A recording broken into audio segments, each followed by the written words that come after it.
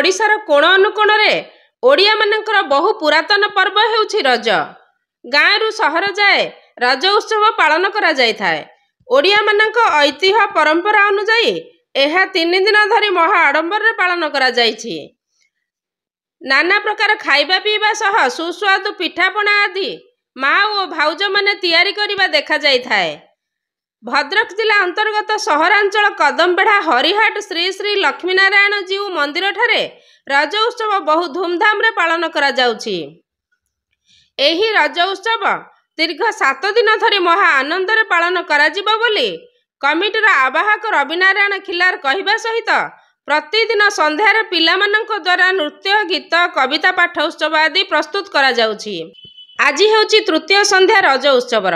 एही रज उत्सव रे मुख्य अतिथि भावे डेप्यूटी कलेक्टर कार्तिकनाथ मंडल जोगदे 200 वर्षर अनुष्ठानर समस्त कर्मकर्ता मानंकु शुभेच्छा सह अभिनंदन जणाइथिले। जनसाधारणक जेकोसी समस्यार समाधान पाई समस्त प्रकारर प्रशासनिक सहयोग प्रदान करा जिवो बोली प्रतिश्रुति देइथिले। सुमधुर संगीत गान करी उपस्थित हजार हजार जनसाधारणक मनमुग्ध करिथिले।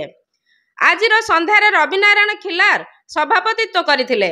कमिटीर संपादक शैलेन्द्र प्रसाद बारिक, कार्यकारी सभापति भीममाल, अजय नायक, शिक्षयित्री जानकी पाढ़ी, मनोरमा राय, रश्मिता दास मंचरे उपस्थित थिले। नाट्यकार गौरांग बारिक भद्रक माटीर बहु पुरातन मोगल तामसार केतक दृश्य निज बाणी माध्यम नाटकीय ढंग से जीवंत करी समस्त जनसाधारण को आनंद उल्लास प्रदान करथिले। शेषर संयुक्ता यादव धन्यवाद अर्पण करथिले। ब्यूरो न्यूज स्वाभिमान ओडिशा।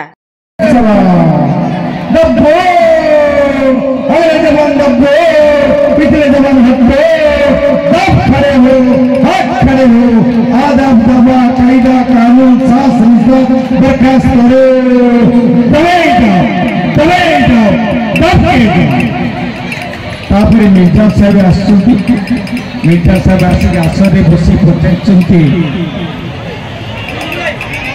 यहाँ पर इतना आदमी क्यों जमे हैं। असर वाला कोई कि बाबा दम की जात होती है। बाबा दम का नाम क्या है? आम अंचल गौरपुर ठारू छड़ाकला उस शाहपुर जानुवर विभिन्न अंचल महादेव नाम को उच्चारण करी से कहते पर नाम विराजे रांदिया रामेश्वर। रामेश्वर की दर्शन कर ले महापाप हुए तो। 4 कुंड पर नाम विराजे रांदिया रामेश्वर। रामेश्वर की दर्शन कर ले महापाप हुए तापरे पचार विभिन्न अंचल नाम यही भाव मु खाली शेष पाँच को आसुची मिर्जा साहेब को विभिन्न चौदार माने भाड़ू कर विभिन्न कर्मचारी मैंने आसी नृत्य प्रदर्शन कर बक्सीस नहीं प्रत्यावर्तन करापर शेष गौरुणी आसी गौरुणी आसी मोगल को कई विज्ञापन आसी से पचार मेरा तुम्हार तारीफ सुनो कौची सुनो भवन गाय भवन विषय बहन महु कराए रे अमृत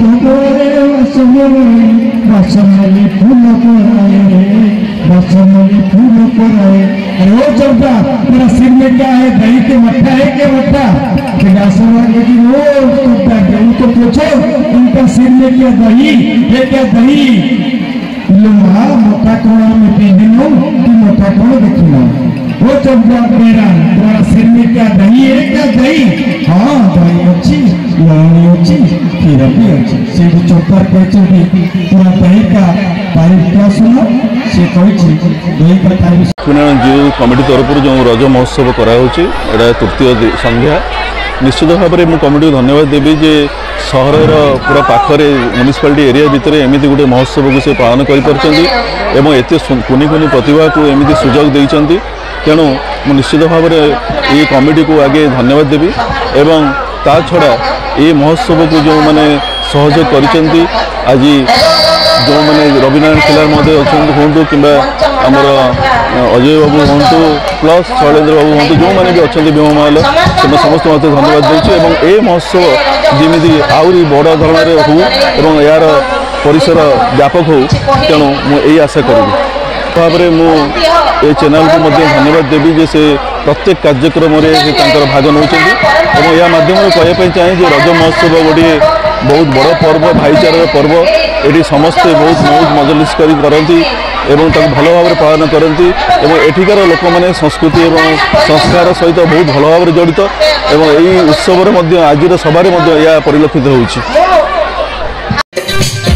जो मैंने अच्छा एठिकार बासिंदा एवं मैं जानी ए कमिटी भी किसी लैंड डिस्प्यूट रही से लैंड डिस्प्यूट को आम गत थर एपर्यंत आज पर्यंत समाधान कर से समाधान अवस्था आसी पहुंची अल्प दिन भितर से समाधान हो तेणु शैलेन्द्र बाबू को अनुरोध करी से बेस मन दुख करते सी समस्या कि दिन समाप्त होगा जाऊँगी ता छड़ा ए अंचल जो भी बासिंदा अच्छा आज कष्ट सहित से समय होती से अनुरोध करी जदि आपंकर कौन किसी समस्या प्रशासन पाखे अटकी रही अनुरोध करी आराम से आसवे मो सहित देखा करेंगे निश्चित भाव में आप समस्या को समाधान कर चेष्टा करी समाधान निश्चित हम तेणु आज महोत्सव में मुझे प्रतिश्रुति दूसरी मनोरंजन कार्यक्रम को आगे नापी रविनारायण खिलार महोदय को अनुरोध कर मोर वक्तव्य समाप्त करुच्ची बंदे उत्कल जो रज महोत्सव आज नुहे दीर्घ वर्षर यार जो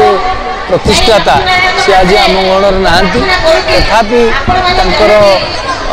पिलामाने एवं विशेषकर आम राज्य महोत्सव कमिटीर जो सभ्य रवि खिलार तांकर उद्यम एटा 7 दिन धरी चली 3 दिन है और 4 दिन चलो से अनुष्ठान कर्मकर्ता समस्त साधुवाद जनाऊँ कारण ये सन्धार सांस्कृतिक कार्यक्रम ये जो आलोचना सभा होती बहु लोक भाग नौ मत बहुत आनंददायक विशेषकर रवि खिलार को एवं अनुष्ठान कर्मकर्ता मान धन्यवाद।